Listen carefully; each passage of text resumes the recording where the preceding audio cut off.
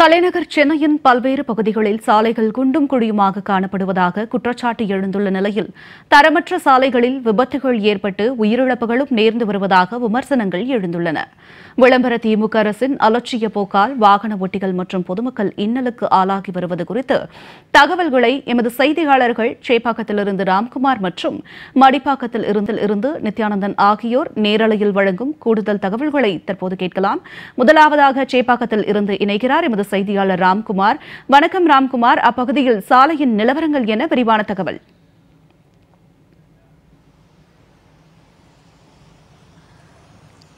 கண்டிப்பாக ஜனனி, அதாவது இந்த சேப்பாக்கம் மட்டுமில்லாமல் சென்னை மாநகராட்சிக்குட்பட்ட பகுதி என்பது ஒரு 200 வார்டுகள் கொண்ட பகுதி.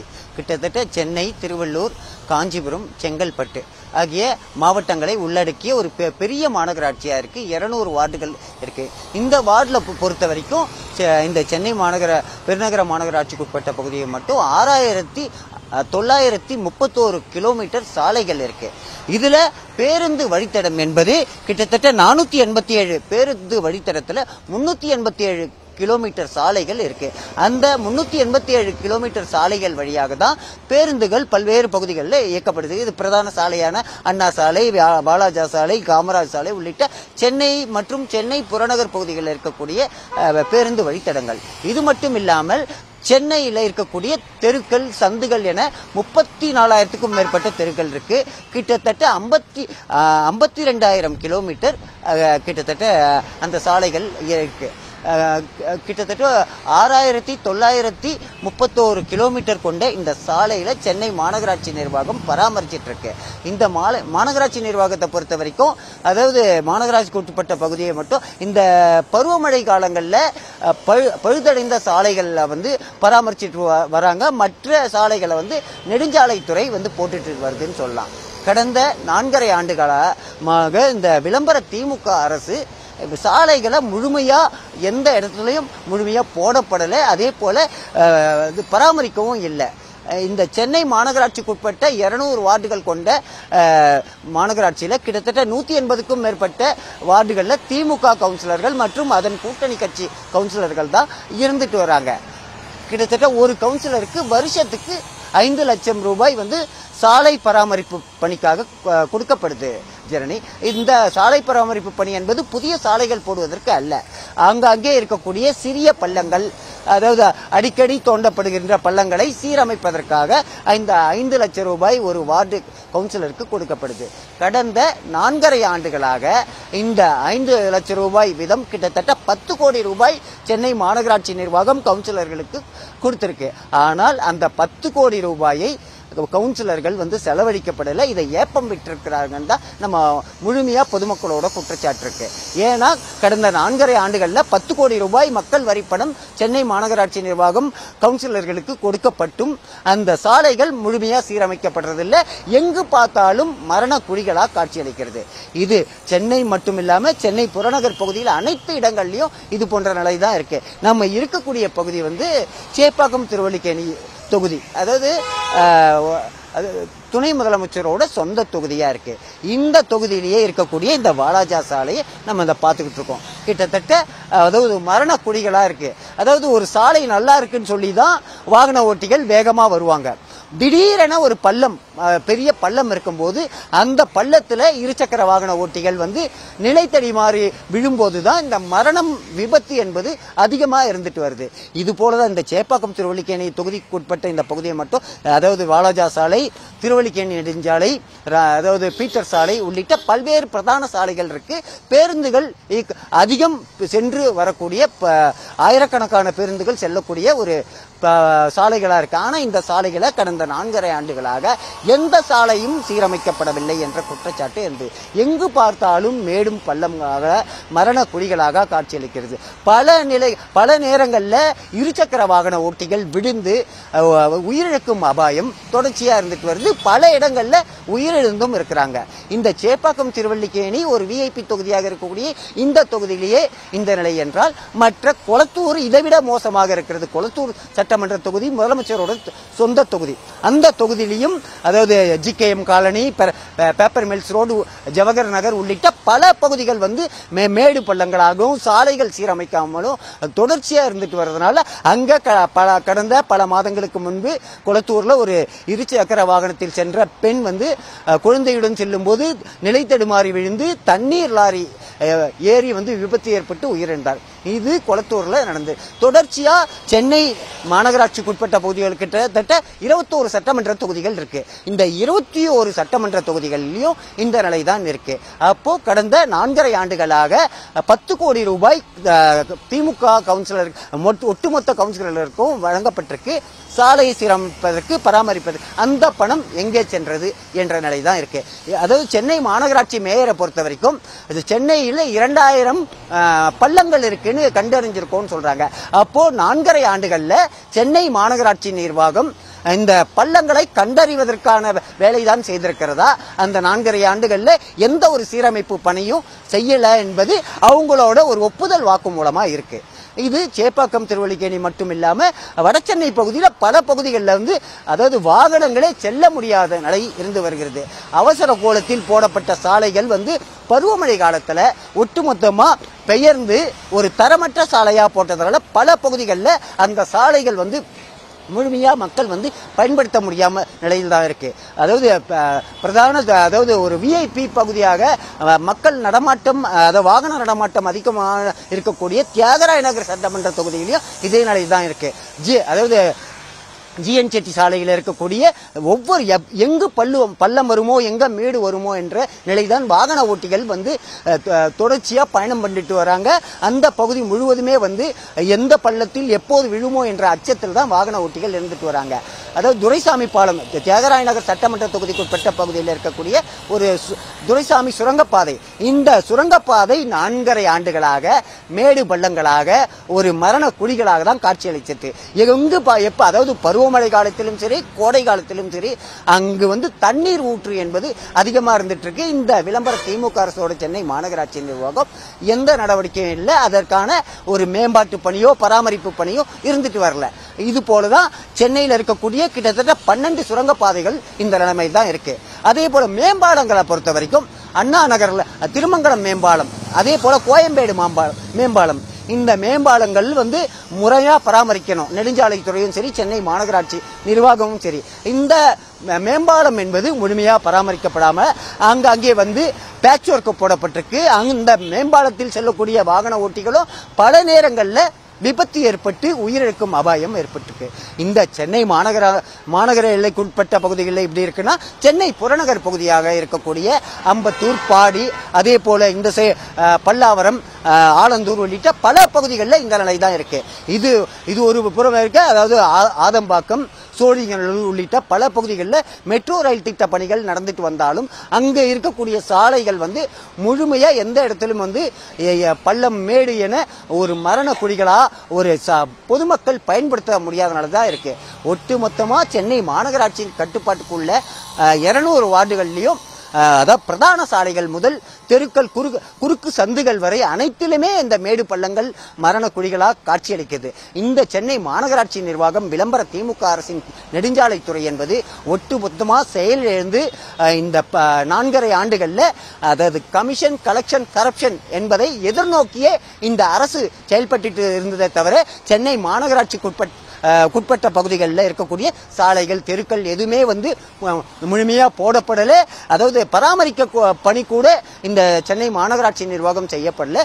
ஒட்டுமொத்தமா சென்னை மாநகராட்சி எல்லைக்குட்பட்ட திமுக கவுன்சிலர்கள் மற்றும் ஆதரவு கவுன்சிலர்கள் வந்து அவர்களை கோடீஸ்வரர்களாக ஆக்கி கொண்டார்களே தவிர சென்னையை ஒரு நவீன சென்னையாக மாற்றவில்லை.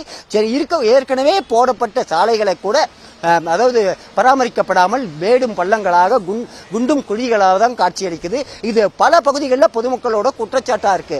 அது கரணம் தப்பினால் மரணம் என்ற வகையில் தான் சென்னையில் இருக்கக்கூடிய சாலைகள் இருந்துட்டு வருது. இதை வந்து சென்னை மாநகராட்சி நிர்வாகம் முழுமையா இந்த பகுதியில் இருக்கக்கூடிய பேட்ச் ஒர்க்கை கூட ஒழுங்கா போடப்படலை என்ற குற்றச்சாட்டு இருந்துட்டு வருது. இந்த தேர்தல் இன்னும் 4-5 மாதங்கள் வரும் சூழ்நிலையில் சென்னையில் இருக்கக்கூடிய சாலைகள் உடனடியாக சீரமைக்கணும். நிச்சயமாக ராம்குமார், தற்போது 4.5 ஆண்டுகால ஆட்சியில் 10 கோடி ரூபாய் கவுன்சிலர்ஸ் கிட்ட கொடுத்திருக்காங்க அப்படின்றது தெரிய வந்திருக்கு. ஆனாலும் சென்னை மாநகராட்சியில 2000க்கும் மேற்பட்ட சாலைகள் குண்டும் குழியுமாக தான் காணப்படுகிறது. அதில் பிரதான சாலைகளும் நிறைய உள்ளது. இதில் தரமற்ற பொருட்களில் சாலை போட்டதுதான் காரணமா, அல்ல 4.5 ஆண்டுகளில் சாலையே போடவில்லையா?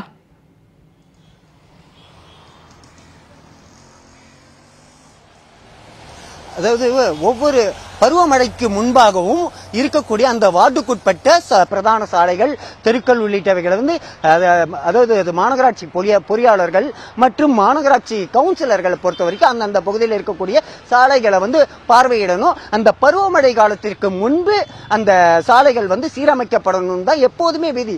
அது புரட்சித் தலைவி அம்மா ஆட்சி காலத்திலையும் சரி, சென்னை மாநகராட்சி நிர்வாகம் பருவமழை காலத்திற்கு முன்பே இந்த பழுதடைந்த சாலைகளை போட்டு அதை சமன் செய்யும். ஆனால் இந்த விளம்பர திமுக அரசின் சென்னை மாநகராட்சி நிர்வாகம் ஒட்டுமொத்தத்தில் செயலிழந்து இந்த 4.5 ஆண்டுகள்ல இந்த சாலைகளே சீரமைக்கல என்ற நிலைதான் இருந்துட்டு வருது. அது ஒவ்வொரு ஆண்டும் செய்திருக்க வேண்டும். பருவமழை காலத்திற்கு முன்பு செய்ய வேண்டும். பருவமழை பெய்த பின்பு பழுதடைந்த சாலைகளை சீரமைக்கணும். அதற்கு தான் அந்த 10 கோடி ரூபாய் சென்னை மாநகராட்சி நிர்வாகம் மக்கள் வரிப்பணத்தை மாநகராட்சி கவுன்சிலர்களுக்கு வழங்கி இருக்கிறது. ஆனால் இதை 1 ரூபாய் கூட செலவழிக்காமல் ஒட்டுமொத்தமாக ஏப்பம் விட்டதுதான் சென்னை மாநகராட்சி நிர்வாகத்தோட, அதாவது திமுக கவுன்சிலரோட ஒரு தொடர்ச்சியா இருந்துட்டு வருது. இதன் காரணமாக மக்கள் ஒட்டுமொத்தமா இந்த பகுதி முழுவதுமே சாலைகள்ல அதாவது எப்போது விழுவுமோ அப்படி என்ற நிலையில் தான் இருந்துட்டு வருது. இதை பராமரிக்க எந்த நடவடிக்கையும் எடுக்கல.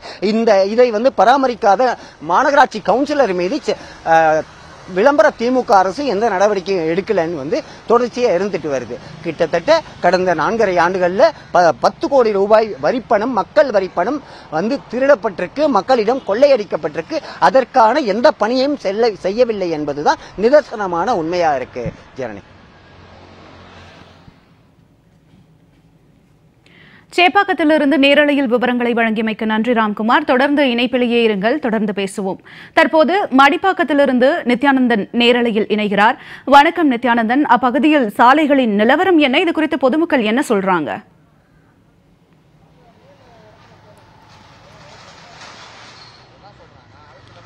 சென்னை முழுவதும் நாம் முன்பாக பார்த்த நம்முடைய செய்தியாளர் ராம்குமார் காண்பித்திருந்தார். இது வட சென்னை, மத்திய சென்னை, தென் சென்னை என பிரித்து பார்க்க முடியாத அளவிற்கு பல்வேறு இடங்களிலும் இதே பிரச்சனை தான் இருக்கிறது. பிரதான சாலைகள் கடந்த சில தினங்களுக்கு முன்பாக நாம் செய்தியை வெளியிட்டிருந்தோம்.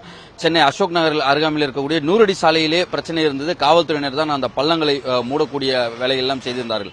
ஆனால் சென்னை மாநகராட்சி தற்பொழுது வேகமாக எங்கெல்லாம் குண்டும் குழியுமாக இருக்கிறதோ அங்கெல்லாம் ஜல்லிகளை கொண்டு கொட்டக்கூடிய பணியில் மட்டும் தீவிர காட்டி வருகிறார்கள். அந்த வகையில் தற்போது நாம் நிற்கக்கூடிய இந்த மடிப்பாக்கம் பகுதி ஈஸ்வரன் கோவில் சாலை என்பது மிக முக்கியமான சாலை. இங்கிருந்துதான் மடிப்பாக்கம் பேருந்து நிலையத்திற்கு உள்ளே செல்லக்கூடிய வாகனங்கள், பேருந்துகள் என அனைவரும் செல்ல வேண்டும். அதேபோல மடிப்பாக்கத்திற்கு இந்த வழியாக தான் உள்ளே செல்ல வேண்டும். இந்த நாம் பார்க்கக்கூடியது ஒரு பகுதி சாலை. இதற்கு பின்புறம் இருக்கக்கூடிய சாலையும் இருக்கிறது. கிட்டத்தட்ட ஒரு 200 மீட்டருக்கு இந்த ஒரு சாலை மட்டுமே உதாரணத்துக்கு எடுத்துக்கொள்ளலாம். இது முழுவதுமாக குண்டும் குழியுமாக வாகன ஓட்டிகள் மிகவும் சிரமத்திற்கு ஆளாகி கீழே விழக்கூடிய ஒரு சூழலுக்கு இருந்த சாலையில் வெறும் ஜல்லிகளை மட்டுமே கொண்டு கொட்டி அந்த பேட்ச் ஒர்க் என்பார்கள். பேட்ச் ஒர்க் செய்வதில் திமுக கெட்டிக்காரர்கள் என்று அரசியல் ரீதியாக விமர்சகர்கள் அந்த குற்றச்சாட்டுகள் வைப்பார்கள். ஆனால் அதை உண்மையாக்கக்கூடிய நிலைக்கு தற்பொழுது அந்த பேட்ச் ஒர்க் பணியை திறம்பட செய்திருக்கிறார்கள் என்றே கூறலாம். அந்த வகையில் முழுவதுமாக ஜல்லியை கொட்டிவிட்டு சென்றிருக்கிறார்கள். இந்த ஜல்லியை கொட்டியதன் காரணமாக இருசக்கர வாகன ஓட்டிகள் அந்த வழியாக செல்ல முடியாமலும் ஜல்லிகளில் வாகனம் ஓட்டும் பொழுது வழிக்கு விடக்கூடிய ஒரு நிலைமைக்கும் தள்ளப்பட்டிருக்கக்கூடிய ஒரு சூழலும் இருக்கிறது. அதே போல கர்ப்பிணி பெண்கள், பள்ளி செல்லக்கூடிய குழந்தைகள், முதியவர்கள் என அனைவரும் மருத்துவமனைக்கு செல்வரெல்லாம் கூட இந்த சாலையில் சென்றால் கீழே விழுந்து மீண்டும் மருத்துவமனைக்கு செல்லக்கூடிய அளவிற்கு இருந்த சாலை தற்பொழுதும் அவ்வாறாக தான் இருக்கிறது. மேலும் பலமாக தான் இருக்கிறது. இருந்த போதிலும் ஜல்லியை கொட்டி நாங்கள் அந்த சாலையை சமன்படுத்துகிறோம் என்ற பெயரில் ஜல்லியை மட்டும் கொட்டி வைத்துவிட்டு சென்றிருக்கிறது சென்னை மாநகராட்சி. மாநகராட்சியுடைய பொறியாளர் ஒருவர் நாம் செய்திக்கு நின்று கொண்டிருக்கும் பொழுது இந்த பகுதிக்கு இன்று இரவு நாங்கள் சாலை போட போகிறோம் என்ற ஒரு தகவலையும் தெரிவித்துட்டு சென்றிருக்கிறார்.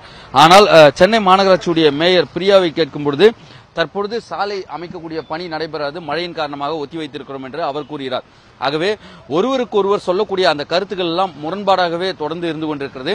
அதே போல மழை காலம் முடிந்ததுக்கு பிறகு சாலை போடுவோம் என்று சென்னை மாநகராட்சியுடைய மேயரா இருக்கக்கூடிய பிரியா கூறுகிறார். மறுபுறத்தில் அசிஸ்டன்ட் இன்ஜினியர் பொறியாளர்கள் எல்லாம் நாங்கள் இன்று இரவு சாலை போடுகிறோம் என்று செய்தியாக வந்துவிடக்கூடாது என்பதற்காக அந்த தகவலை வந்து சென்று கூறிவிட்டு இந்த பகுதியோட சற்று நேரத்துக்கு முன்பாக சென்றிருக்கிறார். ஆனால் பொதுமக்களை பொறுத்தவரை இந்த பகுதியில் இந்த பிரச்சனை நீண்ட ஆண்டு காலமாக இருக்கிறது. கிட்டத்தட்ட திமுக ஆட்சிக்கு வந்ததற்கு பிறகு பல்வேறு முறை இந்த கோரிக்கைகளை வைத்தும் இந்த சாலை இவ்வாறாகவே தான் இருக்கிறது. ஈஸ்வரன் கோவில் சாலை என்பது மடிப்பாக்கம் மக்களுடைய ஒரு இதயத்திற்கு சொந்தமான ஒரு சாலை என்றே கூறலாம். என்றால் மடிப்பாக்கத்திற்கு செல்லக்கூடிய அனைவருமே இந்த சாலை வழியாக தான் வீடுகளுக்கு செல்ல வேண்டும், பல்வேறு பகுதிகளுக்கு செல்ல வேண்டும். அந்த சாலை தான் இந்த லட்சணத்தில் இருக்கிறது என்பதுதான் நம்முடைய ஒளிப்பதிவாளர் கமல் காண்பிக்கக்கூடிய காட்சி. பொதுமக்கள் பேசுகிறார்கள், கேட்கலாம். இந்த சாலையில் எத்தனை வருஷமா பயணம் பண்றீங்க? எவ்வளவு பிரச்சனை இருக்கு? இந்த ஏரியால வந்து கிட்டத்தட்ட ஒரு 28 வருஷமா இருக்கு. இந்த ரோடு பாத்தீங்கன்னா இதுக்கு முன்னாடி தார் ரோட் போட்டுட்டு அதுக்கப்புறம் வந்து மழைநீர் கால்வாய் பணிகளுக்காக வந்து தோண்டப்பட்டது பிற்பாடாக இதனை பேட்ச் முழுசாக செய்யாதன் காரணமாக இந்த சாலை வந்து குண்டும் குழியமாக காட்சியளிக்கிறது. பொதுவாக நான் இந்த இதே சாலையில் கிட்டத்தட்ட 5 வருஷமாக பயணித்துக் கொண்டிருக்கேன்.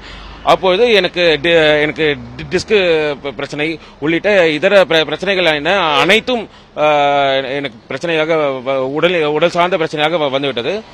ஆகவே தமிழ்நாடு கவர்மெண்ட்டுக்கு நான் ஒரு ரெக்வஸ்ட் கேட்கிறேன்.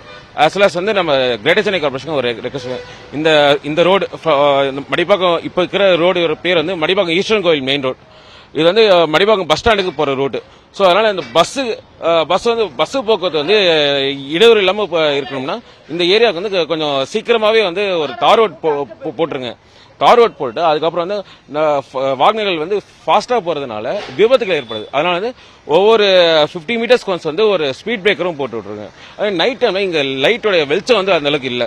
அதனால இந்த ஸ்ட்ரீட் லைட்ஸோட வெளிச்சத்தோட திறனை வந்து அதிகப்படுத்துங்க. இந்த சாலையில் இருக்கக்கூடிய பிரச்சனையாலதான் உங்களுக்கு இந்த டிஸ்க் பல்ஜ் எல்லாம் வந்துதா? டிஸ்க் பல்ஜ் எல்லாம் வந்துச்சு. எனக்கு இந்த கையில நர்வ்ஸ் இஷ்யூ வந்துச்சு. அதுக்கப்புறம் வந்து பிசியோதெரபிக்கு போய் கூட நான் சரி பண்ணிட்டேன். ரோடு பிரச்சனைக்கும் உங்களுக்கு வந்து ஆமா பைக்ல போறதுனால எங்களுக்கு வந்து அந்த ஹேண்டில் பார் வந்து நாங்க ஸ்ட்ராங்கா பிடிக்கிறோம். ஏன்னா ஏதாச்சும் ஒரு ஸ்கிட் ஆயிடுச்சுன்னா நாங்க கீழே வந்துடும். கீழே விழாம இருக்கிறதுக்காக நாங்க ஹேண்டில் பார் ஸ்ட்ராங்கா பிடிக்கிறதுனால எங்களுக்கு நர்வ்ஸ் இஷ்யூ வந்துச்சு. அதுக்கப்புறம் வந்து இந்த பிசியோதெரபிக்கு போய் கூட நான் சரி பண்ணிக்கிறேன். பேக் பெயினுக்கும் இந்த சாலையில் இருக்கக்கூடிய பழத்துக்கு என்ன சம்பந்தம்? டாக்டர் வந்து இதுதான் காரணம் சொல்றாரு. ஆமா இதுதான் காரணம்னாங்க. நீங்க நல்லாக்கிற ரோடுக்கும் இந்த ரோடுக்கும் வந்து நிறைய டிஃபரன்ஸ் இருக்கு. இப்போ நல்லாக்கிற ரோட்ல வந்து ஃபார் எக்ஸாம்பிள் இப்போ வேளச்சேரியில இருந்து தலைமணி போற ரோடு வந்து அது நல்லா இருக்கும், ஓரளவுக்கு நல்லா இருக்கும், நம்மளுக்கு டிஸ்பிளே எதுவும் வராது. இந்த இடத்துல குணுகுழிவாக ஒவ்வொரு இடத்துல வந்து நம்ம ஜம்ப் பண்ணி போகிறனால கழுத்தில் இருக்கிற நர்வ்ஸ் விஷயம் வரும், தசை பிடிப்பும் வரும். ஸோ அதனால தான் சொல்லிக்கிறேன், இந்த ரோடு வந்து எவ்வளோ சீக்கிரம் போறீங்களோ அவ்வளோ சீக்கிரம் நல்லது. இப்போ வடகிழக்கு பருவம் விட இந்த மாதம் வந்து 4வது வாரத்துக்கு மேலே வந்து தீவிரமடையாதுன்னு சொல்லிட்டு சுயாதீன வானிலையாளர்கள் சொல்றாங்க. வந்து நம்ம இந்தியன் மெட்ராலஜிக்கல் டிபார்ட்மெண்ட் சொல்றாங்க. இந்த மழை வாரத்துக்கு முன்னாடியே வந்து போட்டுட்டு எல்லாம் செட் பண்ணி விட்டுட்டீங்கன்னா ரொம்ப யூஸ்ஃபுல்லா இருக்கும். சென்னை மாநகராட்சி தொடர்ந்து நாங்க வந்து நிதி ஒதுக்குறோம், பிரம்மாண்டமாக சென்னையை வளர்த்திருக்கிறோம், சென்னை 2.0 சிங்கார சென்னை எல்லாம் சொல்றாங்க. உண்மையாவே மடிப்பாக்கம் அந்த சிங்கார சென்னைக்குள்ள வந்திருக்கா? இந்த சாலைகள்லாம் எப்படி இருக்கு, என்ன சூழல்ல இருக்கு? மடிப்பாக்க மக்கள்லாம் வந்து பாத்தீங்கன்னா ரொம்ப வேதனையில இருக்காங்க. இந்த டிரைனேஜ் கட்டுறேன்னு சொல்லிட்டு மழைநீர் வடிகால்வா, டிரைனேஜ், அதுக்கப்புறம் குடிநீர் பைப்லைன் 3 வேலையும் வந்து பாத்தீங்கன்னா ஒரே நேரத்தில் செயல்படாம மாறி செஞ்சு ரோடுங்களை போட்டு அந்த ரோடை திருப்பி வெட்டி திருப்பி அந்த வீட்டுங்களுக்கு வந்து பாத்தீங்கன்னா அந்த குடிநீர் பைப், அந்த ப்ளூ கலர் பைப் வந்து பாத்தீங்கன்னா அப்படியே மேலேயே போகும். மேலே போகும்போது இவங்க போட்டுட்டு இவங்க 2 நாள் விட்டு டெஸ்ட் பண்ணுவாங்க. 3வது நாள் ஒரு வண்டி போய் அது ஆட்டோமேட்டிக்கா வந்து உடஞ்சிரும். திருப்பி கம்ப்ளைண்ட் பண்ணுவாங்க, திருப்பி அதே மாதிரி இதே. அதாவது பாத்தீங்கன்னா இந்த சிவபெருமான் வந்து பிட்டுக்கு மண் சுமந்த கதையா வந்து இந்த கார்பரேஷன் வந்து உள்ளுக்குள்ள இந்த வளர்ச்சி திட்டங்கள்ல வந்து விளையாடிட்டு இருக்காங்க இந்த கான்ட்ராக்டர் வச்சு. இந்த ரோடெல்லாம் வந்து ஒரு 6-7 மாசமா வந்து ரொம்ப படு அவதியில் இருக்கு.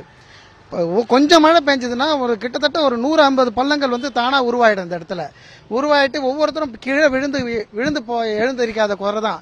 எனக்கு தெரிஞ்ச வகையில் ஒரு நாளைக்கு 3-4 பேர் வந்து வயதானவங்க வண்டியிலேருந்து சாஞ்சி போறதெல்லாம் நம்ம நிறைய தடவை பார்த்துருக்கோம். அது இப்போ கடைசியாக வந்து பார்த்தீங்கன்னா கார்பரேஷனில் இருக்கக்கூடிய ஒரு டெம்பரவரி ஸ்டாஃபே வந்து பார்த்தீங்கன்னா அன்னைக்கு வந்து இந்த 2 நாள் கடந்த மழையில் வந்து ஈரமான இருந்தது, பள்ளம் ஆயிடுச்சு.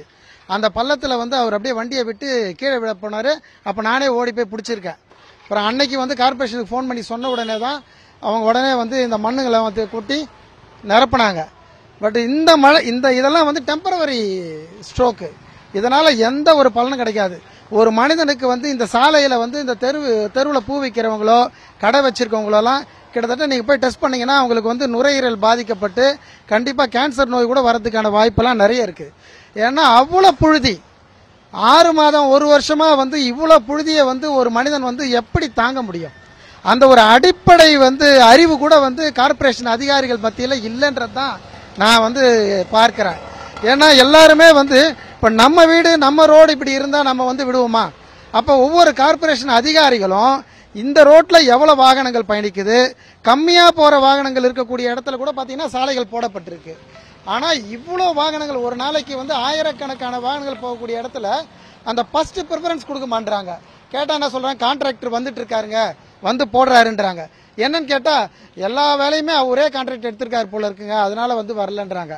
அப்போ கான்ட்ராக்டர்லாம் வந்து பார்த்தீங்கன்னா முழுமையாக வந்து அவங்க யாரை நினைக்கிறாங்களோ அவங்க யாருக்கிட்ட வாங்க முடியுமோ அவங்கள சார்ந்து அவங்களுக்கு வந்து கொடுக்குறாங்க.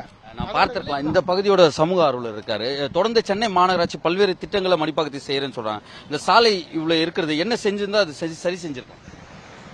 தொடர்ச்சியா நீங்க நிக்கிற இந்த சாலையை 4 தடவை போட்டிருக்காங்க. 4 தடவை போட்டிருக்காங்கன்னா நடிகைகளுக்கு மேக்கப் வண்ணம் பூசுவாங்கல்ல அந்த மாதிரி அது ஒரு நாள் தான் நிற்கும், அதுக்கப்புறம் நிற்காது, மறுபடியும் மோசமா போயிடும். அப்படிங்கிற நிலைமையில தான் இந்த ரோடு படு மோசமா போடப்பட்டு திரும்ப இதே மாதிரி பண்ணிருக்காங்க. இதனால நிறைய பேருக்கு சுவாச பிரச்சனை. இவங்க நடந்து போறவங்களை பத்தி யோசிக்கிறதே இல்லை. பக்கத்துல வணிக நிறுவனம் எல்லாம் வச்சிருக்காங்களா, அவங்க கடைக்கணியில தினமும் தூசி போனா அதை கிளீன் பண்றது யாரு? எல்லா பொதுமக்களுக்குமே பிரச்சனை ஏற்படுத்துற மாதிரி தான் மாநகராட்சி செஞ்சிருக்கு. இப்போ சிங்கார சென்னை சொன்னாங்க, இவங்க ஆட்சியே முடிய போகுது. இதுக்கப்புறம் மழைக்காலம், பருவமழை வந்திருக்கிற காலத்துல சாலை போடக்கூடாதுன்னு மேயர் தான் சொல்லியிருக்காங்க. இப்போ எந்த பணியும் செய்ய முடியாது. அப்போ தொடர்ச்சியா அந்த மக்கள் இந்த துன்பத்திலேயே ஆளணும், அந்த புழுதிலேயே ஆளணும் அப்படிங்கிற மாதிரியான நிலைமையில பரித வைக்கப்பட்டிருக்காங்க.